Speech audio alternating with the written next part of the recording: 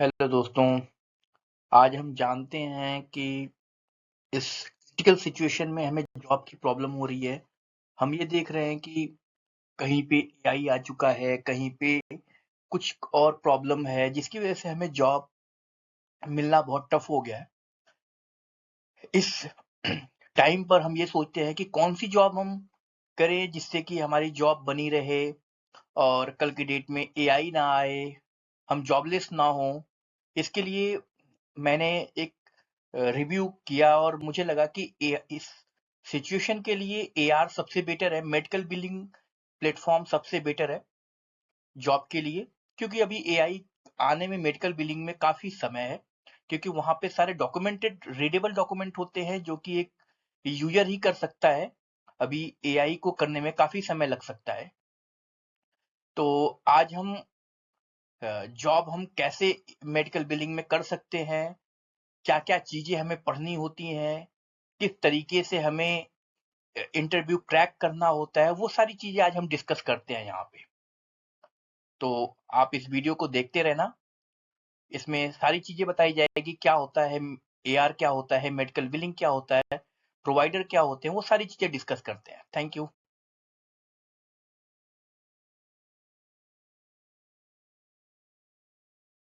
About the medical billing, क्या होता है ये मेडिकल बिलिंग?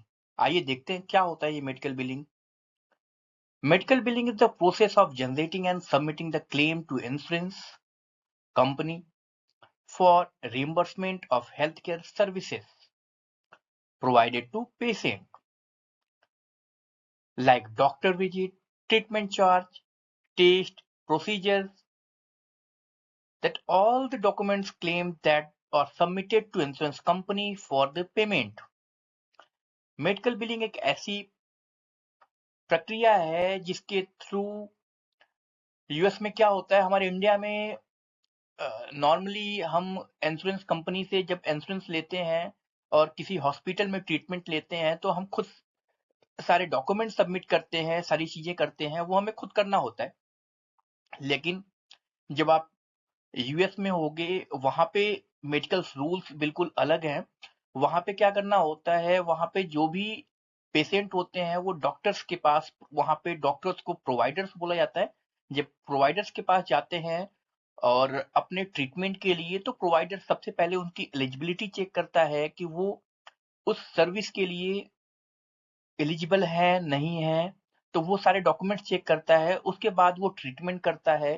ट्रीटमेंट करने के बाद सारे मेडिकल बिल्स जो भी होता है वो प्रोवाइडर की रिस्पॉन्सिबिलिटी होता है, वो पेशेंट से लेता है और अपने इंश्योरेंस कंपनी को सबमिट करता है पेमेंट के लिए। उस पेमेंट के लिए वो सारे मेडिकल डॉक्यूमेंट सबमिट करता है, like all the medical tickets, treatment charge, procedures, उसमें सर्विस किस दिन दी, कौन सा डेट ऑफ सर्विस था, टोटल बिल्ड अमाउंट क्या है, कितना चार्ज लगा, वो सारी चीजें वो सबमिट करता है। उसके बाद इंश्योरेंस कंपनी उस पे काम करना शुरू करती है।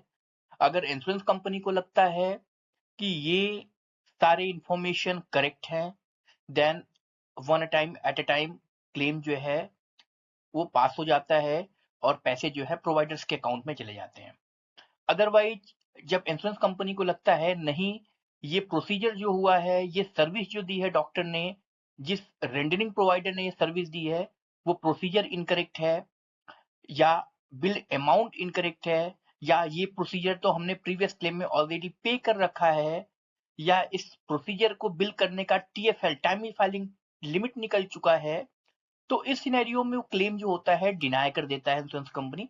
तो डिनाई जब करता है, उसके बाद इस बीच एआर आता है, अकाउंट रिसीवेबल पर्सन आते हैं, कलेक्शन रिप्रेजेंटेटिव पर्सन आते हैं, जो कि उस डिनायल पे काम करते हैं और नेसेसरी डॉक्यूमेंट रीड करते हैं, चीजें देखते हैं, डिनायल पे काम करते हैं, और जो भी इंश्योरेंस के इनकरेक्ट इंफॉर्मेशन होती हैं, जो भी क्वेरीज होती हैं, उन्हें रिजॉल्व करते हैं और क्लेम को पे कराते हैं।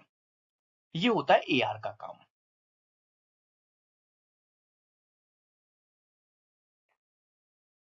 आइए देखते हैं how to calculate patient responsibility in a provider in medical billing. First, identify the insurance coverage, determine the deductible, calculate copay and the coinsurance, determine out of network charges, determine the non-covered services. What medical billing involve, like a patient registration.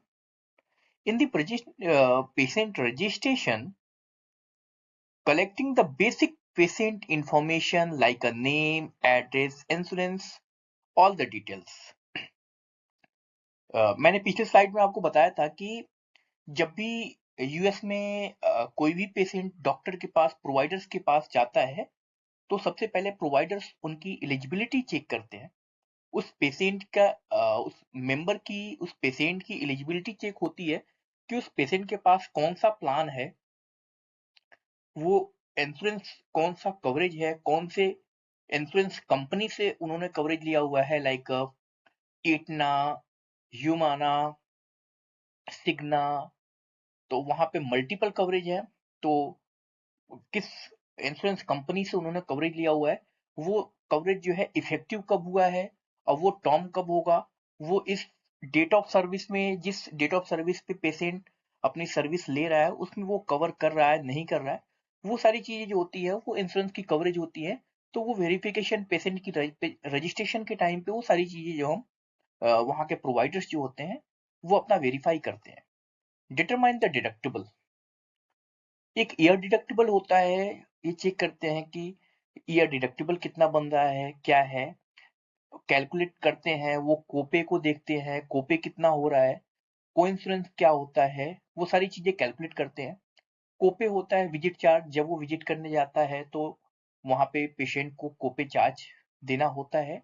किसी किसी plan में कोपे charge जो होता है वो भी insurance company पे करती है, तो वो सारी चीजें वो आइडेंटिफाई करते हैं वहां पे। ये भी देखा जाता है कि out of network coverage charges जो है कवर है, नहीं कवर है, ये सर्विस अपने स्टेट में ले सकता है कि आउट ऑफ स्टेट भी ले सकता है, ये सर्विस अपने पीसीपी से ही ले सकता है कि ये अदर रेंडरिंग प्रोवाइडर से भी ये सर्विस ले सकता है। और हम जो इसे ट्रीटमेंट दे रहे हैं, ऐसा तो नहीं कि इसके प्लान में, पेशेंट के प्लान में ये सर्विस जो है नॉन कवर्ड है, इंश्योरेंस कंपनी पे नहीं करता। तो ये सारी चीजें जो है वो पहले आइडेंटिफाई करते हैं, वेरिफिकेशन करते हैं, उसके बाद ही वो अपनी सर्विस प्रोवाइड करते हैं और इंश्योरेंस को क्लेम करते हैं। तो जैसा कि मैंने डिस्कस किया कि इसमें वेरिफिकेशन करने के बाद हम पेशेंट को ट्रीटमेंट दे देते हैं, वहां पे डॉक्टर्स जो होते हैं वो ट्रीटमेंट तो दे देते हैं, लेकिन ट्रीटमेंट देने के बाद वो क्लेम को सबमिट करने के लिए वो सारी चीजें करते हैं। उसके लिए उनकी मेडिकल कोडिंग टीम होती है जो कोडिंग करती है, वो उस टाइप की कोडिंग करती है, वो बताती है कि जो हमने प्रोसीजर फॉलो किया, जो हमने पेशेंट को ट्रीटमेंट दिया, वो ट्रीटमेंट जो है हमें कोडिंग के थ्रू दिखाते हैं, लाइक सीपीटी के थ्रू दिखाते हैं।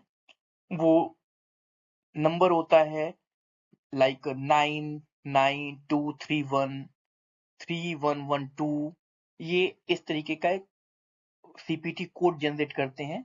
जो सीपीटी कोड ये दिखाता है कि मेंबर ने कौन सी सर्विस ली है। It's converting the diagnosis and the procedure, this the standard code होता है। वो हर इंश्योरेंस कंपनी को दिखाने के लिए उनका एक स्टैंडर्ड कोड होता है, जिसे कोडिंग टीम जो है, मेडिकल उनके कोडर्स होते हैं, बिलिंग यूजर्स होते हैं, वो अपना कोड देते हैं कि इस सर्विस के लिए ये कोड हम अप्लाई कर रहे हैं। उसके बाद वो क्लेम जनरेट होता है और इंश्योरेंस कंपनी को वो क्लेम चला जाता है। क्लेम जाने का भी कभी कभी वो क्लेम जो है हम इंश्योरेंस कंपनी के पोर्टल पे अपडेट कर देते हैं, अदरवाइज उनके मेलिंग एड्रेस पे हम देते हैं। अगर उनके मेलिंग एड्रेस पे हमारे पास उनका मेलिंग एड्रेस नहीं है, उनका फैक्स है, then we have submit all the documents through fax to insurance. Claim submit हो जाता है, वो हम इलेक्ट्रॉनिक भी सबमिट कर देते हैं अपने पास से। और उसके बाद हमारा एक क्लियरिंग हाउस होता है जो क्लेम एक्सेप्ट करता है, और उस क्लेम में कोई भी प्रॉब्लम होती है, लाइक कोई भी डॉक्यूमेंट्स हमने सबमिट नहीं किया, हमने सीएमएस फॉर्म सबमिट नहीं किया, तो क्लेम वहीं से रिजेक्ट होता आता है फॉर सबमिट रिलेटेड डॉक्यूमेंट्स। अगर वो सारी डॉक्यूमेंट्स हमारे कंप्लीट होते हैं तो क्लेम चला जाता है इंश्योरेंस कंपनी के पास।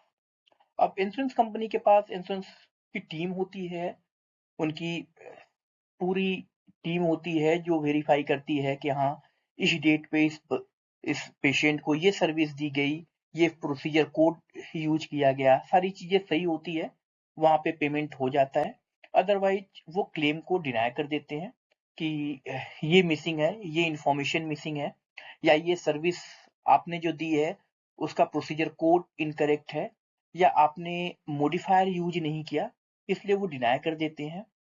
बहुत से सिनेरियो होते हैं, या वो बोलते हैं कि मेंबर की सर्विस जो है वो टर्म हो चुकी है डेट ऑफ सर्विस पे, मेंबर एक्टिव नहीं है, इसलिए वो डिनाई कर देते हैं। तो वहां पे हमें फॉलोअप करना होता है इंश्योरेंस कंपनी से। तो वो डिनायल मैनेजमेंट में आता है, जो कि डिनायल मैनेजमेंट बहुत ही बड़ा है। वो काफी डिनायल्स होते हैं, अलग अलग टाइप के डिनायल्स होते हैं, जो कि रिजेक्शन होते हैं और सारी करेक्टिंग द एरर होते हैं। और सारी चीजें अगर हमें लगता है कि ये क्लेम जो है डिनाई हुआ है या रिजेक्ट हुआ है, इसमें मेंबर का नाम इनकरेक्ट है या उसकी मेंबर आईडी इनकरेक्ट है, जो इंश्योरेंस आईडी है इनकरेक्ट है, तो हम नॉर्मली उसके पेशेंट कार्ड से देख के और क्लेम को रीसबमिट कर देते हैं। लेकिन अगर वो क्लेम डिनाई हो चुका है, like authorisation, non covered, bundle, TFL, इन सिनेरियो में हमें फॉलोअप करना होता है इंश्योरेंस कंपनी से कि उन्हें क्या-क्या इन्फॉर्मेशन चाहिए क्लेम को प्रोसेस करने के लिए, जो कि मैं आगे अभी आपको बताऊंगा।